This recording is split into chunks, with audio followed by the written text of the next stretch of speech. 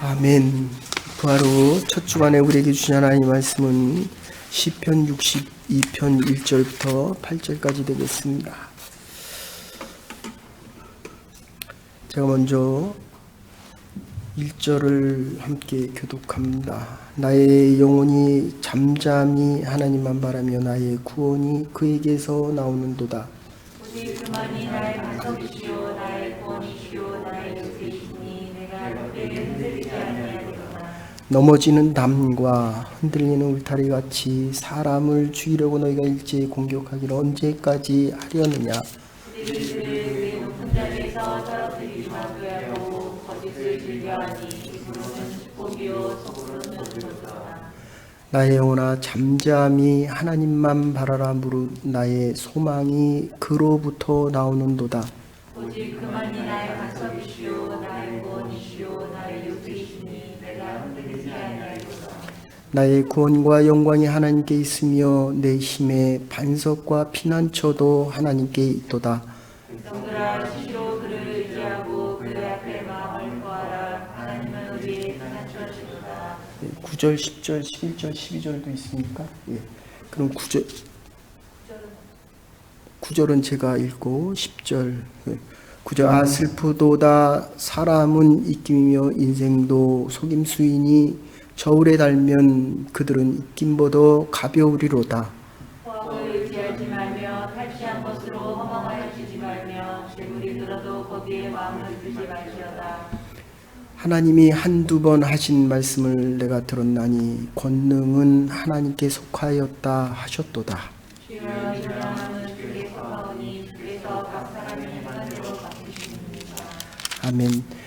이 62편은 우리 모두 알고 있는 대로 바울이 자기 인생을 다 살고 노년때에 적는 말씀입니다. 그런데 이 노년때에 어떻게 됐습니까? 인생을 다 돌이켜 보니까 목동으로 있다가 왕이 됐습니다. 근데 그 왕이 된 후에 결국 그 아들에게 배반을 당하고 하나님께서 왕으로 세우신 사울에게 정말 충성을 다했습니다. 자기를 죽이러 오는 그 사울을 동굴에서 만나고도 하나님이 세우셨다는 것 때문에, 여러분, 하나님이 저와 여러분을 부르시고 하나님의 교회에 세우셨다는 것, 이거 정말 얼마나 귀하고 값진지 모릅니다. 자기를 죽이러 오는 그 사울의 옷을 감히 옷자락 하나도 대지 못하고 칼로 그냥 옷자락을 살짝 빕니다. 그렇게 충성했던 사울이 자기를 죽이러 오는데도 그 사울을 하나님이 택하셨다는 그 사실 하나 때문에 끝까지 사울에게 충성하는 모습을 봅니다. 그런데 자기의 아들이 자기를 배신합니다. 그리고 자기의 모든 신하들이 또 자기를 배신합니다. 그래서 지금 이야기가 나오는 겁니다. 흔들리는 울타리와 무너지는 담입니다. 그러니까 우리 인생에 아무리 좋은 울타리를 치고 아무리 든든한 담을 세워도 그것은 무너진다는 것은 이제 나이 들어서 깨닫는 겁니다. 저와 여러분들이 살아가면서 가진 모든 것들이 어느 한순간에 무너집니다. 지난주도 잠깐 말씀드렸지만 토론토 대학을 나오고 건강한 청년의 멋스를 가지고 나름대로 성공한 인생을 사는 그 친구가 한순간에 40대 한참 건강할 때죠. 그런데 한순간에 쓰러져 버립니다. 그리고 지금 한 일주 정도 된데 원인을 어제 처음 찾았습니다. 투베르클로시스라고 이 결핵에서 생기는 그 밀리터리 바이러스가 지금 뇌에 들어가서 스트로크를 일으키고 저처럼 뇌가 부어버리고 뇌에 염증이 생기고 뇌가 죽어갑니다. 그리고 폐도 죽어갑니다. 그러니까 원인을 찾지 못하면, 우리가 인생을 살아가면서 우리의 원인을 찾지 못하면 우리는 한순간에 무너집니다. 바울은 이제야 깨달아요. 내 영혼이 하나님 앞에서 하나님만 바라보고 살아가지 않았던 자기의 인생을 다윗과 같은 이 사람도 이제 깨닫는 거예요. 저도 살아보니까 이제야 내가 정말 하나님을 바라보고 이한 인생을 살아왔는가, 왔다고 생각을 했는데 아니더라고요. 세상을 바라보고 흔들리는 울타리 속에 함께 흔들렸고 무너지는 그 담을 보면서, 나의 인생의 담을 보면서 얼마나 안타까웠는지 모릅니다. 여러분들 이 다윗의 신앙의 고백, 믿음의 고백, 이게 로마서 의인은 믿음으로 말미암아 살리라.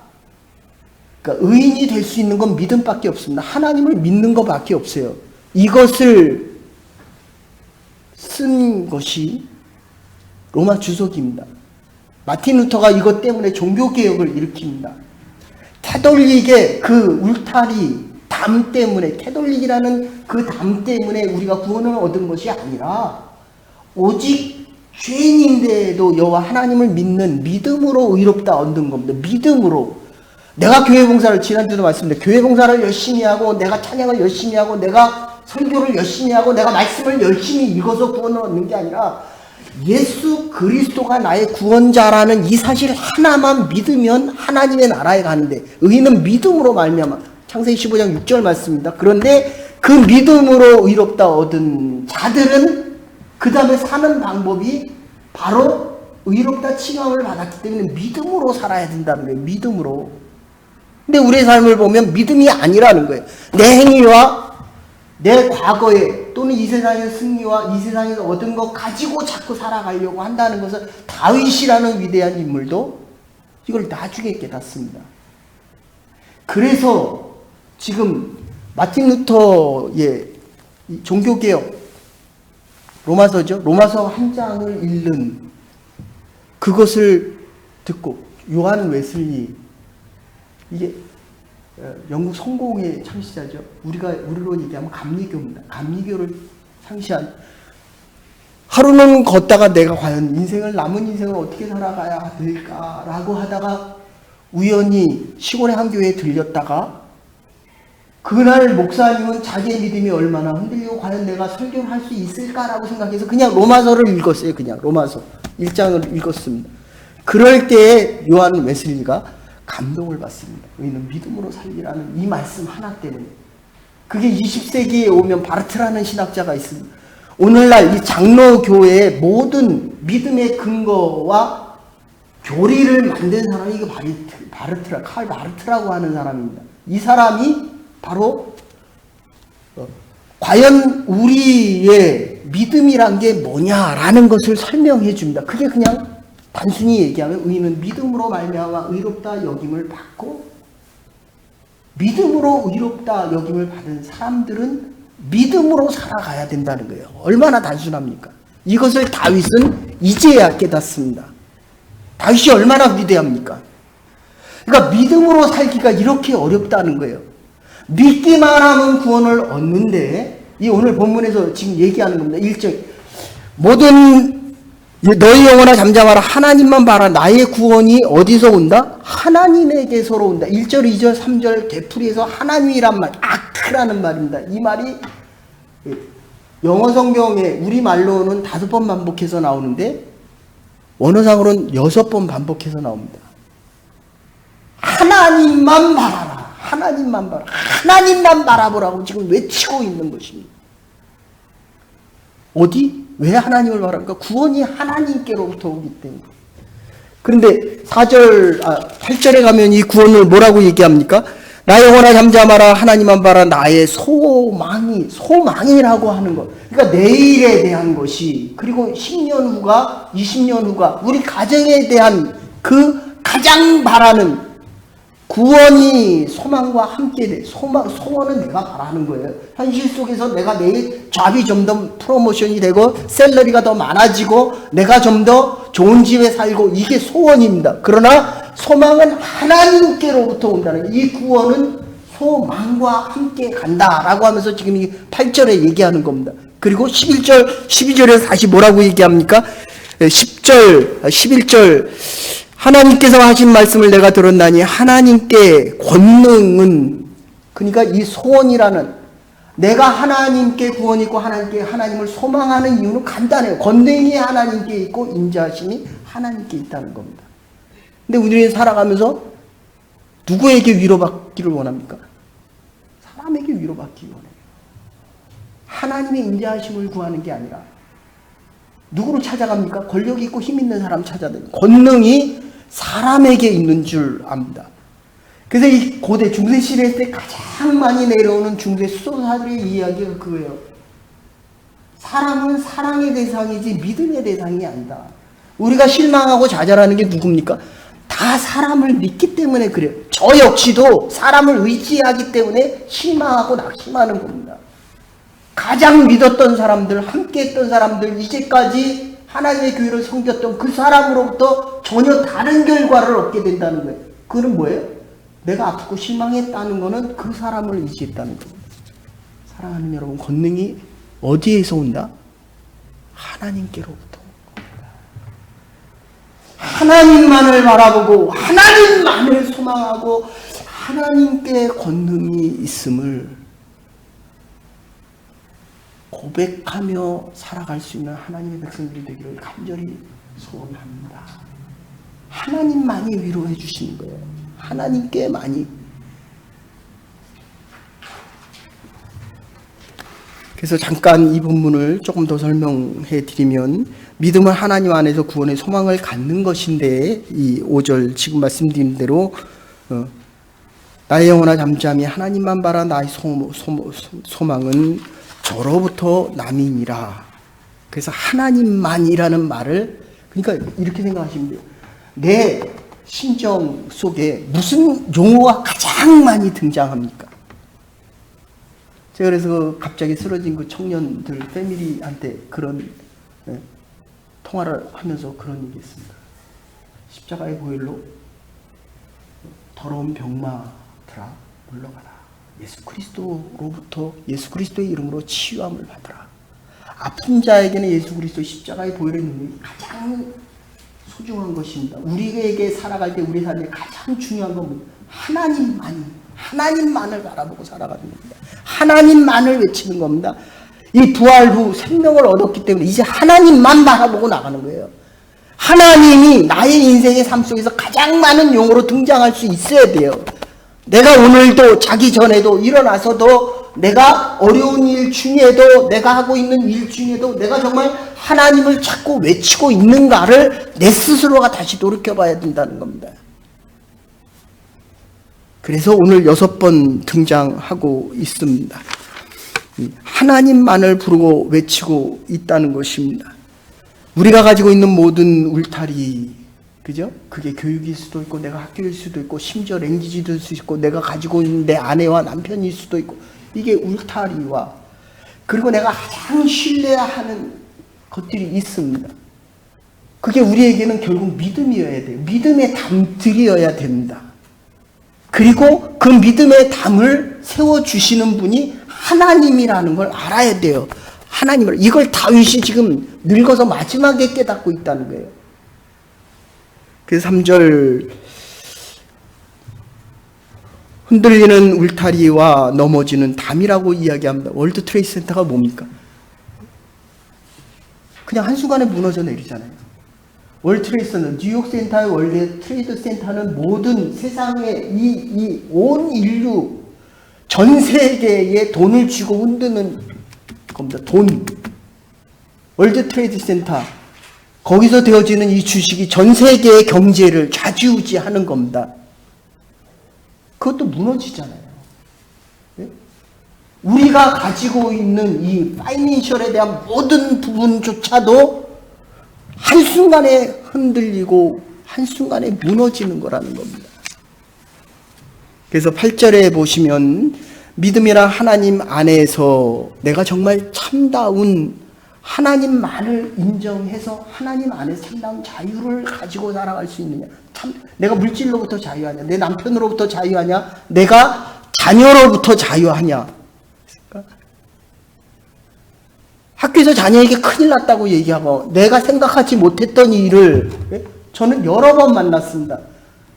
자녀가 자살하겠다라고 이야기하고 자녀가 죽겠다라고 하고 마약과 드러그로 할 때 그 헤매는 그 모습을 볼 때 그 부모로부터 전화를 받으면 막 어찌할 줄을 모릅니다. 근데 생명이 누구에게 있어요? 하나님께 있는 거예요. 저와 여러분의 삶도 하나님께 있는 겁니다. 아내와 남편에게 있는 게 아닙니다. 심지어 내 인생을 내가 마음대로 할 수 있는 게 오직 하나님께만 있도다. 오직 하나님께만 있도다. 백성들아 시시로 하나님을 의지하고 그 앞에 마음을 토하라. 하나님은 우리의 피난처시기 때문이다. 시시로 at all time입니다. 항상 하나님을 찾으라는 게 항상. 그리고 이 원어상으로는 pour out입니다. 이 숨구멍이 터지는 거예요. 그래야 호흡을 하죠. 그래야 살아나죠. 누구 앞에서? 하나님 앞에서 내 숨을 토해내라는 거예요. 그래야 산다는 거예요. 내 인생이 하나님 앞에서 내 삶을 토해내야 하나님이 들으시고 그 문제를 하나님께서 해결해 주실 수 있다는 것입니다. 그래서 이 C.S. 루이스가 Reflection on 이 시편, 쌈이라는 구절을 쓸 때 시편을 씁니다. 이 책을 씁니다. 무신론자죠. 20세기 우리 삶 속의 평신도 중에 가장 위대한 그리스도인이 있다라고 하면 이게 바로 이 시편에 대한 것을 쓴 C.S. 루이스잖아요. 근데 C.S. 루이스가 처음에 이 시편을 읽다가 처음에 그렇게 얘기합니다. 뭐 괜찮네. 뭐 나쁘지 않아. 시편 1편을 그렇게 읽습니다. 근데 자꾸 읽어가면 읽어갈수록 이거 좀 이상한데 왜 이렇게 악인이란 얘기가 많이 나와? 시편을 읽다 보면 전부 악인이고 성경 읽을 때 이 죄에 대한 문제가 얼마나 많이 나옵니까? 그 다음에 좀 더 읽다가 하는 생각이 그렇습니다. 도대체 이게 언제까지인가? 이 악의 문제가 언제 돼야 해결되냐? 우리가 고난을 당하면 그렇잖아요. 어려움을 당하면 언제까지 내가 이 어려움을 겪어야 되는가? 그리고 내가 과연 이 책을 계속 읽을 것인가 라고 하다 그냥 이건 아름다운 시가 되기는 악에 대한 문제가 너무 많이 나오니까 그냥 던져버렸습니다. 그리고 다시 생각해요. 그런데 이게 인생이 아닐까? 이게 인생이 아닐까? 어렵고 힘들고 악에 대한 문제가 끊임없이 계속되어지고 끊임없이 반복되어지는 것을 보면서 이게 인생이 아닐까? 이러면서 그 유명한 Reflection on 이 쌈이라는 책을 씁니다. 가장 많이 읽혀진 책이죠. 하나님 앞에서 모든 것을 토해야 됩니다. 그래서 이 믿음이라는 걸 세 번째 11절과 12절에서 얘기합니다. 하나님 안에서만 믿음의 가치가 있다라고 이야기합니다. 이유는 오늘 본문에서 11절 12절에 하나님은 나의 반석이요 내 삶의 근거가 되고 나 삶의 모든 것이기 때문이라고 이야기합니다. 권능은 하나님께 속하였고 인자심도 하나님께 속하였습니다. 주께서 사람들에게 행한 대로 갚아주신다는 거예요. 어떻게 행한 대로? 그게 10절에 나옵니다. 10절에 뭐라고 얘기합니까? 포악을 의지하지 말고 탈취한 것으로 허망되이 살지 말고 재물에 치심 속에 살아가지 말고 물질을 자기 하나님으로 삼고 살아가는 사람은 결국 그 물건의 치심 때문에 그리고 악을 행하면서 권력을 가지고 행한 것 하나님께서 반드시 물으십니다. 그건 인류의 역사입니다. 한국 사회가 얼마나 어렵고 힘들었습니까? 하나님이 저 데모 참 많이 한 사람입니다. 옳은 것, 내가 옳다라고 얘기할 때 하나님을 결코 보지 못하면, 좀 이따 다시 말씀드리겠죠. 지금 이 오늘 본문에서 얘기하는 것 중요한 것 중에 하나가, 지금 왜 하나님께서 조용히 하라고 하냐 하면, 아까도 말씀드린 이 소원과 소망에 대한 것은 미래로부터 현재를 봐야 됩니다. 하나님이 이 나라를 통치하신다는 거예요.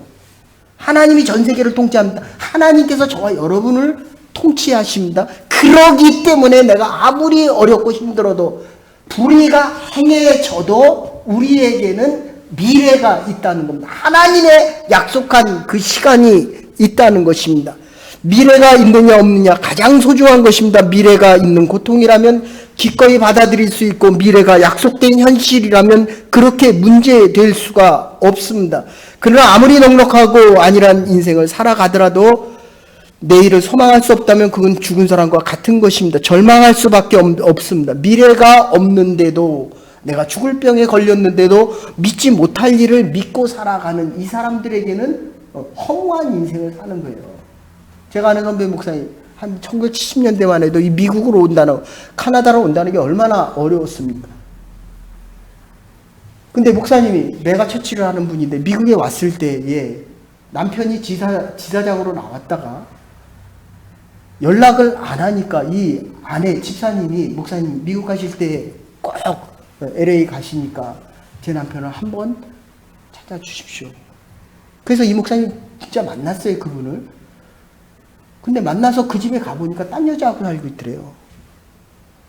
근데 한국에서는 자기 남편이 언제 돌아올지 그거 기다리고 있는 거예요. 그 목사님 뭐라고 얘기하냐. 그 목사님 저한테 그랬어요.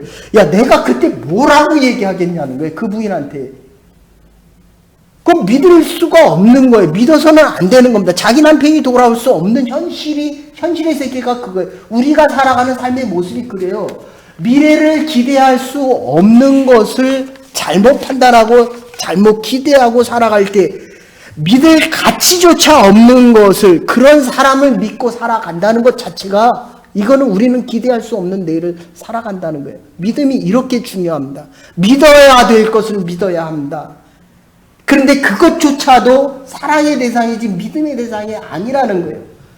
누구를 믿습니까? 하나님을 믿어야 돼요. 내 가정과 내 인생과 내가 병들어 쓰러지더라도 하나님이 생명을 주셨다면 이 생명을 하나님께서 필요하시면 데려가고 아니면 내가 이 어려운 중에도 병든 중에도 믿음을 지키는 게 더 소중하다는 거예요. 건강한 사람이 믿음 지키기 좋습니까? 병든 사람이 믿음 지키기가 더 쉽습니까? 아파보세요. 믿음 정말 아무것도 아닙니다. 죽음이 눈앞에 왔다 갔다 하고 내가 하루에 살아가는 그 삶이 좌지우지 되면 하나님이 믿음 주시지 않으면 하나님께서 주신 믿음이 아니면 하나님을 결코 바라볼 수 없습니다. 그러기 때문에 건강할 때 하나님을 바라보고 나가야 돼요. 그래야 아플 때라도 하나님을 바라볼 수 있는 것입니다. 믿을 만한 것 하나님밖에 없다는 겁니다.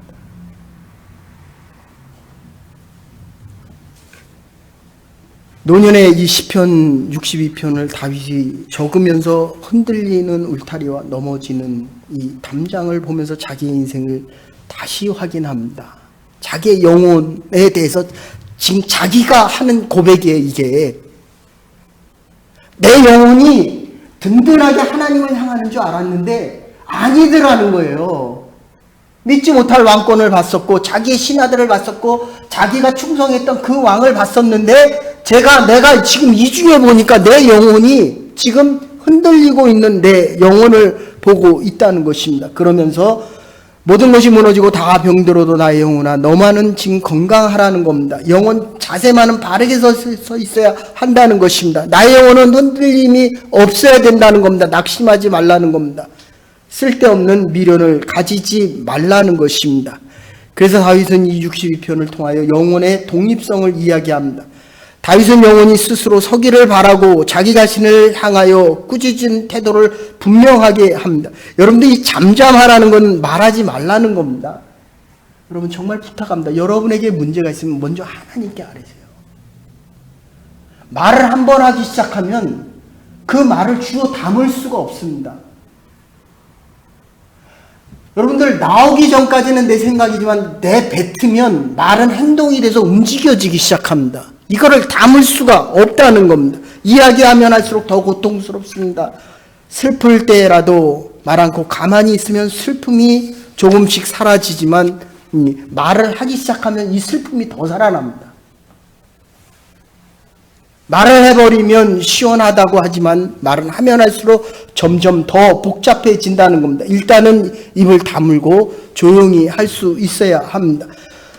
어느 누구에게 이야기한다고 해결되는 것도 아니고 소리친다고 해결되는 것도 아닙니다. 그렇다고 풀릴 수 있는 것도 더더욱 아니라는 겁니다. 그래서 다윗이 5절에 나의 영혼아 잠잠하여 여호와 하나님만 바라보라. 이 잠잠하라는 말은 지금 원어상에서 세 가지로 나타납니다. 첫 번째가 변명을 멈추라는 겁니다. 논리를 잠재우라는 겁니다. 걱정을 잠재우고 한이 맺히고 원한에 사무치고 욕심에 차 있고 변명에 차 있어도 그것을 멈추라는 것입니다. 여러분, 이렇게 내가 힘들어지기 시작하고 그리고 변명을 멈추지 않으면 하나님 앞에 내가 올바른 기도가 안 됩니다.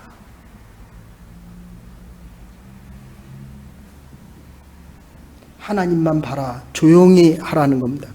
누구 때문이라고 묻지도 말고 생각하지도 말라는 겁니다. 그래서 임마누엘 칸트는 하나님께 여유를 드리기 위하여 내 이성을 제한하라고 이야기합니다. 이성의 추리 능력과 비판의 능력을 멈추라는 겁니다. 생각하기 시작하면 끝이 없습니다. 이렇게 생각하고 저렇게 생각하고 이렇게 할까 저렇게 할까 생각하면 끝이 없습니다. 그러다가도 꿈이라도 꾸면 생각이라도 하면 꿈이라도 꾸면 정말 이 꿈과 현실이 구분이 안 됩니다. 나에게 이게 정말 큰 문제가 있지 않을까. 내 자식에게 더 큰 문제가 있지 않을까. 한도 끝도 없어요. 생각하기 시작하면. 그래서 아우구스티누스는 판단을 중지하라고 이야기합니다. 하나님 앞에서 더 이상 아무것도 판단하지 말아라. 모든 판단을 중지하고 하나님을 바라보라고 이야기합니다. 여러분들 한번 생각해 보십시오. 이스라엘 백성들이 출애굽을 합니다. 그 인원만 60만이요. 200만이 넘습니다. 하나님이 가라 그래서 갔잖아요. 모세는 하나님을 따랐습니다.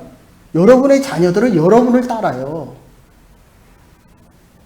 성경 공부 시간에도 얘기했지만 신앙에 대한 본은 아빠를 본받습니다. 품어주는 건 어머니입니다. 하나님이 가라 그래서 모세를 갔거든요. 근데 앞에 어떻게 됩니까? 앞에는 홍해 강이었고 뒤는 뭐예요? 따라오는 애국 군사들이었습니다. 마차 병거로 따라옵니다. 이럴 때 이스라엘 백성들이 외친 게 뭐예요? 아니 지금 애굽에는 공동묘지가 없어서 우리를 이곳으로 이끌었느냐, 죽으라고 이끌었느냐, 내가 그러게 가지 말자고 하지 않았느냐라고 얘기합니다. 그럴 때 모세가 외쳤던 게 출애굽기 14장 14절입니다. 뭐라고 얘기합니까? 하나님이 너희를 위하여 싸울 테니 너희는 어떻게 하라? 잠잠하라. 잠잠하라. 인생은 내가 사는 것 같지만 영적인 싸움은 하나님께서 있습니다. 하나님을 바라볼 수 있는 믿음의 사람들 될 수 있기를 간절히 소원합니다. 이 어려운 지경에 내가 살아가는 것 같지만 하나님께서 길을 여셔야 됩니다. 그리고 우리는 하나님만 바라봐야 합니다. 하나님이 나에게 원하시는 것, 믿음으로 살아갈 수 있기를 원하시기 때문이라는 겁니다. 시비를 가리지 말아야 됩니다. 판단을 중지하고 변명을 멈추고 시비를 가리지 말아야 됩니다. 하나님만을 쳐다보고 이 홍해에 서 있을 때 이스라엘 백성들 걱정에 매여 있습니다. 그리고 한이 맺혔습니다. 우리가 인생을 살아가다 보면 원망과 불평이 있습니다. 이제 멈추고 잠잠히 하나님을 바라볼 수 있어야 됩니다. 하나님의 능력 오직 하나님의 지혜 오직 하나님의 사랑 오직 하나님의 뜻과 경륜만을 바라보고 그것을 좌지우지하는 하나님을 바라볼 수 있어야 됩니다. 이 물질이라는 게 뭡니까? 세상이라는 게 뭡니까? 그 움직이지 않는 힘이 있잖아요. 만류인력의 법칙이 있고 위근호선이라고 바다와 하늘 사이에 떠가는 배가 500km로 가고 이게 다 중력, 보이지 않는 힘이 있지만 그 보이지 않는 힘을 지배하는 게 그게 누굽니까? 그게 하나님이에요. 그래서 하나님은 저와 여러분을 우리의 관계성 속에서 하나님은 우리를 인격으로 만나 주시기를 원한다는 것입니다. 인격적인 관계를 맺기를 원하시는 것이 바로 하나님의 마음입니다. 하나님이 계시기 때문에 내가 있고 하나님의 뜻이 있기 때문에 내가 있는 것입니다. 조용히 하나님의 뜻을 하나님을 바라보며 하나님께서 주시는 그 뜻과 나의 사명과 소망이 나의 능력이 하나님의 영광이 다 하나님께로부터 나는 것을 우리가 알아야 됩니다. 하나님을 의지해야 돼요. 언제 보여줍니까? 하나님을 봐야 돼요. 여러분들 이 작은 인원이 모여서 예배드리지만 여러분이 저를 보면 여러분이 나의 말씀, 하나님의 말씀을 듣는지 않는지 금세합니다, 여러분들. 예? 하나님이 여러분을 모르시겠어요? 여러분이 하나님을 바라보느냐 안 바라보느냐에 따라서 하나님은 주고 싶은데 그거를 여러분이 쳐다보지는 않으니까 줄 수 없는. 우리의 뜻과 나를 향한 뜻과 나를 향한 사명과 능력과 이 영광이 모두 하나님께로 있다는 겁니다. 소망은 형용사가 아니에요. 꾸미는 말이 아닙니다. 소망이라는 말 자체가 이게 동사입니다. 덧붙이는 화려한 수사적인 형용사가 아닙니다. 소망 자체가 생명입니다. 여러분이 소망을 잃으면 죽은 겁니다. 내일에 이르면 죽은 겁니다. 1년 후를 기다릴 수 없다면 여러분의 삶은 죽은 것이라는 겁니다. 소망은 생명입니다. 소망은 하나님을 우리로 하여금 하나님을 바라게 하십니다. 그래서 구체적으로 역사하게 하십니다. 내가 쓸데없는 것을 바라고 있으면 끊어버리게 하십니다. 하나님만 바라보게 하시고 하나님만 소망하게 하시고 하나님께서 인도하시고 하나님께서 직접 행하실 것입니다. 무엇을 바라보고 살아가십니까? 그 유명한 2차 세계대전 때 수많은 유대인들이 죽어가고 그 안에 나중에 그들이 묻혔던 그곳에 가니까 써있던 그 유명한 구절 있잖아요. 바람벽에 다윗의 별을 새겨놓고 비록 태양 빛이 비춰오지는 않지만 나는 저기에 태양이 있는 것을 믿는다. 비록 지금 사랑이 느껴지지 않지만 나는 저기에 여전히 사랑이 존재함을 믿는다. 비록 지금 하나님께서 침묵하고 계시지만 나는 하나님께서 살아계심을 믿는다. 혹시 어려움과 고통 가운데 있습니까? 그래도 하나님은 살아계십니까?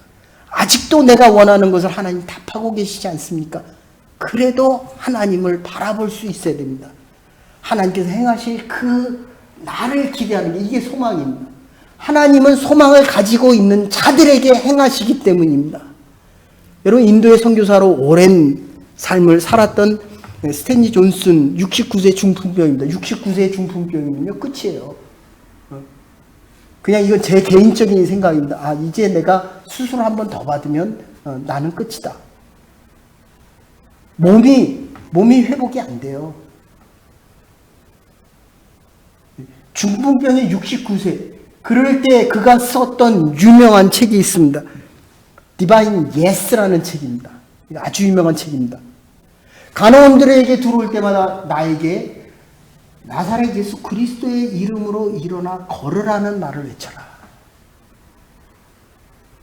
내가 이 병 중에도 하나님을 볼 것이요 하나님의 말씀이 반드시 나에게 들려질 것이요 이 병 중에도 하나님께서는 나에게 이 말씀을 통하여 회복되리라고 외칠 것이다.